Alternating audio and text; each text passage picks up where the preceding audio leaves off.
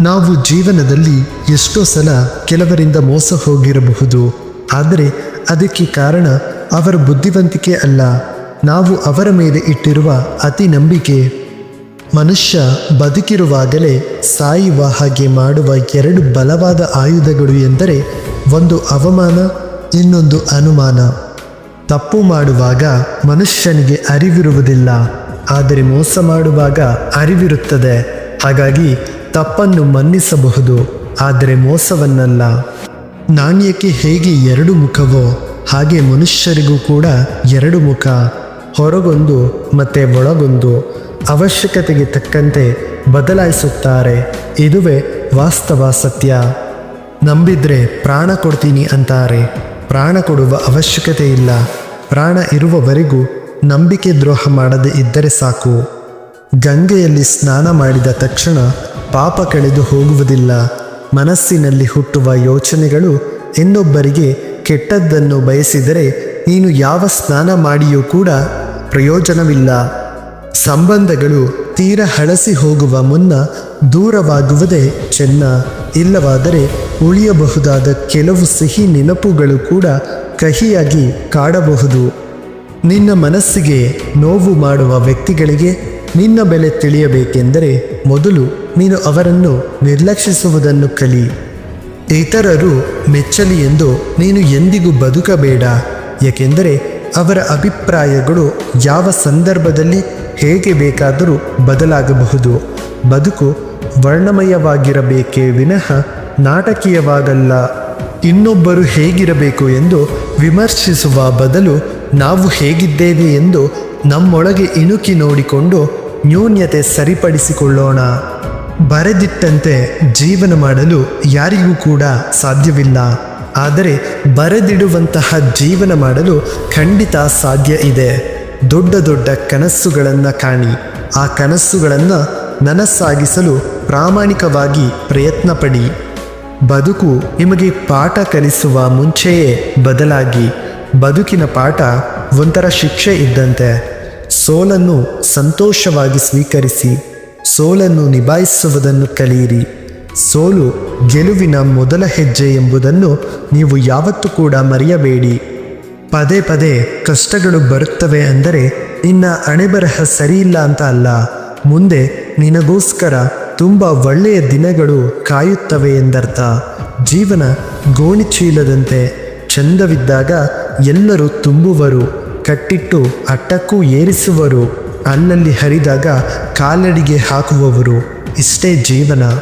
ಬದುಕು ನಿಧಾನವಾಗಿ ಪಾಠ ಕಲಿಸುತ್ತೆ. ನಿನ್ನತನವನ್ನು ಅಡವಿಟ್ಟು ಯಾರನ್ನೂ ಕೂಡ ನೀನು ಪ್ರೀತಿಸುವ ಅಗತ್ಯವಿಲ್ಲ. ಏಕೆಂದರೆ ಇಲ್ಲಿ ಯಾರು ಕೂಡ ಯಾರಿಗೂ ಅನಿವಾರ್ಯವಲ್ಲ. ಅರಿತುಕೊಳ್ಳದೆ ಮನಸ್ಸುಗಳ ಮುಂದೆ ಎಷ್ಟೇ ಅರಚಿಕೊಂಡರೂ ಪ್ರಯೋಜನವಿಲ್ಲ.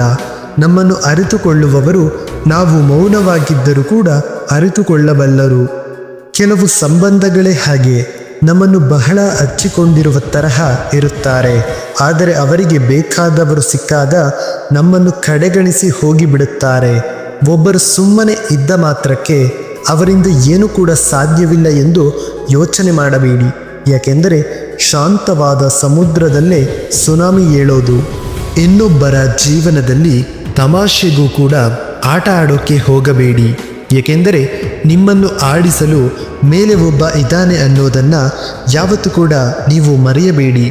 ಸಮಯ, ನಂಬಿಕೆ ಮತ್ತು ಮರ್ಯಾದೆ ಎಂತಹ ಪಕ್ಷಿಗಳು ಎಂದರೆ ಒಮ್ಮೆ ಹಾರಿ ಹೋದರೆ ಎಂದಿಗೂ ಹಿಂದಿರುಗಿ ಬರುವುದಿಲ್ಲ. ಹಾಗಾಗಿ ಇವುಗಳನ್ನು ಎಂದಿಗೂ ಕೂಡ ನೀವು ಕಳೆದುಕೊಳ್ಳಬೇಡಿ. ಕೋಪಿಸಿಕೊಳ್ಳುವ ಹೃದಯದಲ್ಲಿ ಪ್ರೀತಿಸುವ ಗುಣ ಇರುತ್ತೆ. ಆ ಹೃದಯವ ಅರ್ಥ ಮಾಡಿಕೊಂಡು ನೋಡು. ಕೊನೆಯವರೆಗೂ ಜೊತೆಯಾಗಿರುತ್ತೆ. ಓದಿನಿಂದ ಕಲಿತ ಪಾಠಗಳು ಮರೆತರೂ ಮರೆಯಬಹುದು. ಜೀವನದಲ್ಲಿ ಅನುಭವದಿಂದ ಕಲಿತ ಪಾಠಗಳನ್ನು ಮರೆಯಲು ಖಂಡಿತ ಸಾಧ್ಯವಿಲ್ಲ. ಕೆಲವೊಮ್ಮೆ ಮನಸ್ಸು ಹೇಳುತ್ತದೆ, ಜನರು ನಿನ್ನೊಂದಿಗೆ ಹೇಗೆ ವರ್ತಿಸುತ್ತಾರೋ ನೀನು ಹಾಗೆ ವರ್ತಿಸು ಎಂದು. ಆದರೆ ಹೃದಯ ಹೇಳುತ್ತದೆ, ನಾವು ಅವರಂತೆಯೇ ವರ್ತಿಸಿದರೆ ಅವರಿಗೂ ನಮಗೂ ಏನು ಕೂಡ ವ್ಯತ್ಯಾಸ ಇಲ್ಲ ಅಂತ. ಬರೀ ಕಣ್ಣಿನಿಂದ ನೋಡಿದರೆ ಎಲ್ಲರಲ್ಲೂ ದ್ವೇಷ ಕಾಣುತ್ತೆ. ಒಂದು ಸಲ ಹೃದಯದಿಂದ ನೋಡು, ಇಡೀ ಜಗತ್ತೇ ಸುಂದರವಾಗಿ ಕಾಣುತ್ತೆ. ಜೀವನದಲ್ಲಿ ನಿನ್ನ ಯಾರಾದರೂ ಅವಮಾನಿಸಿದರೆ ಹೆದರಬೇಡ. ಹುಚ್ಚು ಜನ ವಜ್ರವನ್ನು ಗಾಜು ಅಂದುಕೊಂಡಿರುತ್ತಾರೆ, ಅವರ ಬುದ್ಧಿಯೇ ಅಷ್ಟು ಎಂದು ನೀನು ಸುಮ್ಮನಿದ್ದು ಬಿಡು.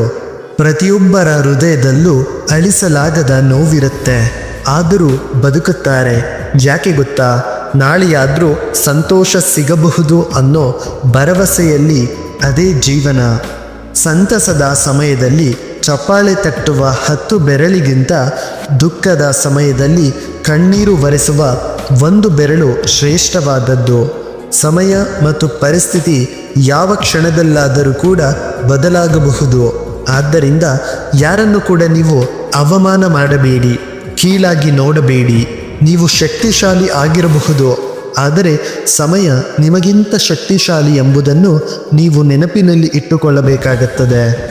ಬೇರೆಯವರ ಮನಸ್ಸಿನಲ್ಲಿ ಏನಿದೆ ಎಂದು ತಿಳಿಯಲು ಅವರ ಮಾತು ಕೇಳಿಸಿಕೊಳ್ಳಿ. ಅವರ ಹೃದಯದಲ್ಲಿ ಏನಿದೆ ಎಂದು ತಿಳಿಯಲು ಅವರ ಕೃತ್ಯಗಳನ್ನು ಗಮನಿಸಿ. ಬಡವರಿಗೆ ಏನೂ ಇಲ್ಲದಿದ್ದರೂ ಭಗವಂತನು ಇದ್ದಾನೆ ಎನ್ನುವ ಧೈರ್ಯದಿಂದ ಬದುಕುತ್ತಾರೆ. ಶ್ರೀಮಂತರು ಈ ಸಂಪತ್ತು ಹೋದರೆ ನಾವು ಬದುಕುವುದು ಹೇಗೆ ಎನ್ನುವ ಭಯದಿಂದ ಸಾಯುತ್ತಾರೆ. ತಾಳ್ಮೆಯಿಂದ ಇರು ಮನವೇ. ಹೇಗೆ ನದಿ ನೀರು ರಭಸವಾಗಿ ಹರಿದು ಸ್ವಲ್ಪ ಸಮಯದ ನಂತರ ತಿಳಿಯಾಗುವುದೋ ಹಾಗೆ ಸ್ವಲ್ಪ ಸಮಯದ ನಂತರ ನಿನ್ನ ಸಮಸ್ಯೆಗಳಿಗೆ ಪರಿಹಾರ ದೊರಕುವುದು. ಚಾಡಿ ಹೇಳಿ ಒಬ್ಬರಿಂದ ಒಬ್ಬರಿಗೆ ಕಲಹಗಳನ್ನು ತಂದಿಡುವವನು ಬೇರೆ ಪಾಪ ಕರ್ಮಗಳನ್ನು ಮಾಡಬೇಕಾಗಿಲ್ಲ. ಇದೇ ಅಲ್ವಾ ನೀಚ ಸಂಸ್ಕಾರ. ಎದುರಾಳಿ ಎಷ್ಟೇ ಒಳ್ಳೆಯ ವ್ಯಕ್ತಿಯಾಗಿದ್ದರೂ ಅವನು ಅಧರ್ಮದ ಪಕ್ಷದಲ್ಲಿದ್ದರೆ ಅವನನ್ನು ಸೋಲಿಸಲೇಬೇಕು. ಇಲ್ಲದೆ ಹೋದರೆ ಧರ್ಮ ಸೋಲುತ್ತದೆ, ಅಧರ್ಮ ಗೆಲ್ಲುತ್ತದೆ. ಆದರೆ ಭಗವಂತ ಯಾವ ಅಧರ್ಮಿಗಳನ್ನು ಉಳಿಸಲ್ಲ, ಸರ್ವನಾಶ ಖಂಡಿತ ಮಾಡುತ್ತಾನೆ. ಗೊತ್ತಿದೆ ಅಲ್ಲವೇ? ನಿನ್ನನ್ನು ನೀನು ಬಲಹೀನನೆಂದು ಭಾವಿಸಿಕೊಳ್ಳಬೇಡ, ಅದು ದೊಡ್ಡ ಪಾಪ. ನೀನು ಬಿದ್ದರೆ ಎದ್ದು ನಿಲ್ಲಲು ಪ್ರಯತ್ನ ಪಡು, ಹೋರಾಡು. ಸಂಪೂರ್ಣ ನಿಷ್ಠೆಯಿಂದ ನಿನ್ನ ಕರ್ತವ್ಯ ಕರ್ಮಗಳನ್ನು ಮಾಡು, ಅವುಗಳನ್ನು ನಿಭಾಯಿಸು. ಉಳಿದೆಲ್ಲವನ್ನು ಆ ಭಗವಂತನಿಗೆ ಬಿಟ್ಟು ಬಿಡು. ಏಕೆಂದರೆ ನೀನೆಂದರೆ ಆ ಭಗವಂತನಿಗೆ ತುಂಬ ಪ್ರೀತಿ. ನಿನ್ನನ್ನು ಕಾಪಾಡುವುದಕ್ಕೆ ಆ ಭಗವಂತ ಸದಾ ಇರುತ್ತಾನೆ. ನೀನು ಕಣ್ಣೀರು ಹಾಕಬೇಡ. ತಡವಾದರೆ ಪರವಾಗಿಲ್ಲ, ಜೀವನದಲ್ಲಿ ಏನಾದರೂ ಸಾಧಿಸು. ಜನರು ನಿನ್ನ ಬಗ್ಗೆಗಿಂತ ಯೋಗ್ಯತೆಯ ಬಗ್ಗೆ ಜಾಸ್ತಿ ಕೇಳ್ತಾರೆ. ಫ್ರೆಂಡ್ಸ್, ನಿಮಗೆ ಒಂದು ವಿಡಿಯೋ ಇಷ್ಟವಾಯಿತು ಅಂದರೆ ದಯವಿಟ್ಟು ನಮ್ಮ ಒಂದು ಚಾನಲ್ಗೆ ಸಬ್ಸ್ಕ್ರೈಬ್ ಮಾಡ್ಕೊಳ್ಳಿ ಮತ್ತು ಲೈಕ್ ಮಾಡಿ, ಶೇರ್ ಮಾಡಿ, ಕಾಮೆಂಟ್ ಮಾಡಿ. ಮತ್ತೆ ಸಿಗೋಣ ಮುಂದಿನ ವಿಡಿಯೋದಲ್ಲಿ. ಧನ್ಯವಾದಗಳು.